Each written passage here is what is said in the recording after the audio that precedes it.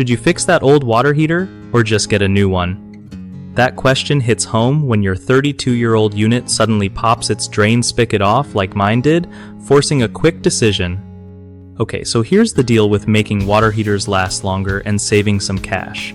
First, turn the heat down to low if your model lets you. Gas heaters usually have this option, but electric ones might not, so check your settings. Keeping the temperature low can seriously stretch out the life of your heater because it reduces wear from overheating. Also, think about your household size. If you're running out of hot water often, maybe go for a bigger tank next time, like I did when I upgraded from 40 gallons to 50 gallons. Flushing the tank once a year helps get rid of sediment that can mess with efficiency. If you've got kids, setting the heater lower is smart to avoid burns since they might accidentally crank up the heat.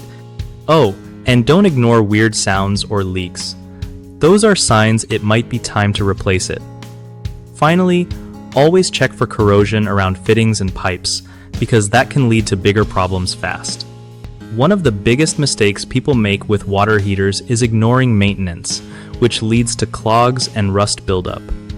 Fix this by flushing the tank every year. Another common problem is setting the temperature too high, which wastes energy and shortens heater life. Just keep it around 120 degrees Fahrenheit or lower to stay safe and efficient. Lastly, many folks wait until their water heater completely breaks down before replacing it, ending up with emergency repairs that cost more. Instead, watch for leaks or strange noises and plan for replacement before things get messy. BigHomeProjects.com is a solid spot for homeowners trying to find trustworthy local contractors who know their stuff.